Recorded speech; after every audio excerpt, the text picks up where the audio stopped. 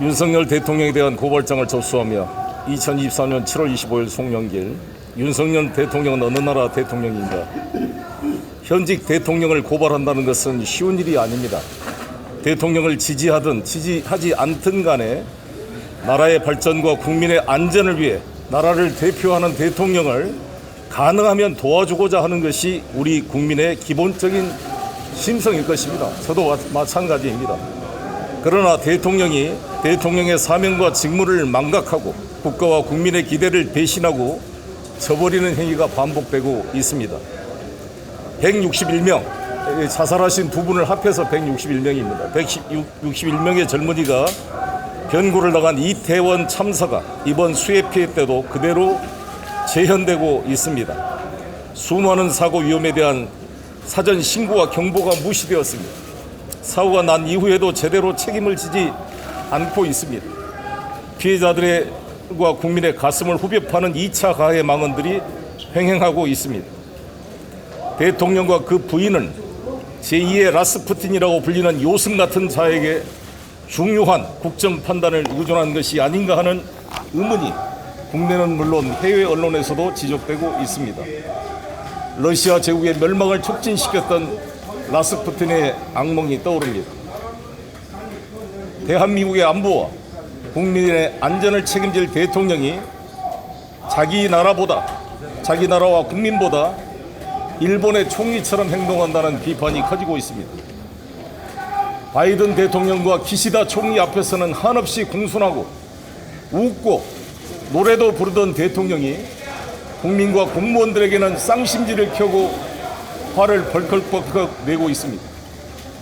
미국 의회에 대해서는 욕을 하면 안 되고 한국 국회는 욕해도 되는 양 행동하고 있습니다. 일본과 군사협력 강화로 불필요하게 러시아, 중국을 군사적 적대국으로 몰아가고 남북관계는 최악이 되어 한반도의 군사적 긴장 고조와 핵전쟁의 위험이 커지고 있습니다. 무능한 정권과 국민의힘에 나라의 운명을 맡길 수 없는 위험한 상황이 커지고 있습니다. 국민의 분노와 실망이 임계점을 향해 끓고 있습니다. 윤석열 정권 하에서 국민이 존중 배려받고 있다는 느낌이 없어졌습니다. 국민을 마치 하급자처럼 취급하는 것 같습니다. 모든 국민이 잠재적 범죄 피의자 취급을 받고 있습니다. 고관 대작들은 책임을 회피하고 애꿎은 하급직 공무원들만 다그치는 유체 이탈 정권이 되어가고 있습니다. 손바닥으로 하늘을 가리는 대통령실 변명이 계속되고 있습니다. 이에 대해 바른 말을 하는 국회의원은 안 보이고 간신들만 넘쳐나고 있습니다. 국민의힘 국회의원들의 윤석열, 김건희 대통령 부부에 대한 용비어천가는 낯뜨고 보기가 부끄러울 정도입니다. 경기가 안 좋아 못 살겠다는 국민의 원성이 높아가고 있습니다. 대통령 처가의 양평 고속도로 게이트와 대통령 장모의 법정 부속을 보면서 춘향전에서 탐관오리 변학도의 학정에 암행어사 출두를 기다리는 백성들처럼 국민의 분노가 임계점을 향해 끓고 있습니다. 국민의 통합이 붕괴되고 공정과 형평이 붕괴되고 있습니다. 어느 나라 대통령이든 당선된 순간 자신을 지지하지 않았던 국민도 통합해서 나라 전체를 대표하는 대통령이 되겠다고 다짐하는 것이 상식입니다. 윤석열 대통령은 이러한 상식을 뒤엎었습니다. 자신을 수차례 죽이려 했던 박정희 대통령을 용서하고 박정희 대통령 기념사업에 협력하고 자신에게 사형 선고를 내렸던 전두환조차도 용서하면서 국민 통합을 했던 김대중 대통령을 생각합니다. 2002년 당시 800억이 넘는 불법 대선 자금 차떼기를 주도했던 이회창 후보를 기소조차 하지 않았던 노무현 대통령을 생각합니다. 윤석열 대통령은 지난 대선 때 0.73%라는 근소한 차이로 졌지만 깨끗하게 승복하고 승리를 축하해준 이재명 후보를 선거법 위반으로 기소했습니다. 2년 전 전당대회 돈봉투 논란 녹취록을 기초로 별건 수사를 통해 저 송영길을 올가매려고 안간 힘을 쓰고 있습니다. 서울중앙지검 특수부 반부패 수사부로 이름이 바뀌었습니다. 1, 2, 3부가 민주당 전현직 대표를 수사하는 데 올인하고 있습니다. 하지만 증거가 차고 넘치는 김건희 여사의 주가 조작 범죄 혐의에 대해서는 소환도 하지 않고 있습니다.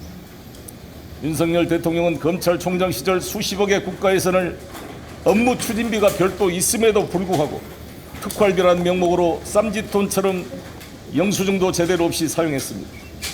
검찰 조직을 사실상 사조직으로 관리한 비용으로서 대통령이 되는데 활용했다는 의혹이 큽니다. 이는 사실상 사전선거 운동 비용이라 할 것입니다. 2017년 특수부 검사들 특활비 돈봉투 사건과 이번에 밝혀진 윤석열 검찰총장 특수활동비 지출 내역을 보면서 이것은 사실상 업무상 횡령이라고 생각합니다. 국가 예산을 돈봉투로 나누어 횡령한 사람들이 전당대회 돈봉투 논란으로 저의 주변 사람들을 50회 이상 소환조사 압수수색하는 것을 보고 분노를 금할 수가 없습니다. 대한민국 헌정사에 대통령 선거에서 승리한 후보가 낙선한 후보를 선거법으로 기소한 사례는 처음입니다. 그렇다면 대통령 역시 선거법 위반 혐의에서 벗어날 수 없을 것입니다.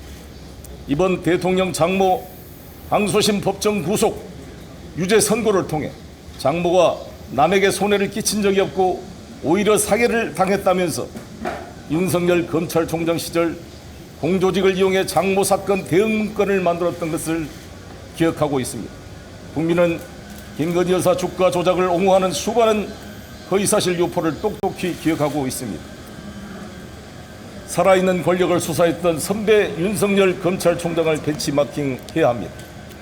비록 대통령직에 있는 동안 불소추 특권이 있다고 할지라도 수사는 진행되어야 합니다. 살아있는 권력도 엄정하게 수사해야 한다는 것이 윤석열 대통령의 평소 지론이었습니다. 실제로 윤석열 총장은 박근혜 대통령이 현직에 있을 때도 수사를 했습니다. 문재인 정권 하에서는 자신을 검찰총장으로 파격 발탁해준 문재인 대통령의 청와대도 압수수색을 했습니다. 이에 저는 대한민국이 봉건 왕조 시대가 아닌 민주공화국이라고 한다면 대통령의 범법 행위 역시 엄정하게 수사되어야 한다는 헌법적 원칙에 입각하여 고발장을 접수했습니다. 국민의힘이나 극우단체들이 고발하면 빛의 속도로 출국 금지와 압수수색을 하면서 살아있는 권력에 대해 고발하면 검찰 캐비넷에 처박아놓고 수사를 하지 않는다면 이것은 공권력이 아니라 사적인 조직폭력이라 할 것입니다. 재차 강조하지만 이원석 검찰총장과 송경호 서울지검장은 살아있는 권력도 과감하게 수사했던 선배 서울중앙지검장이자 선배 검찰총장이었던 윤석열 대통령의 전례를 충실하게 벤치마킹해서 엄정한 수사를 하시기 바랍니다.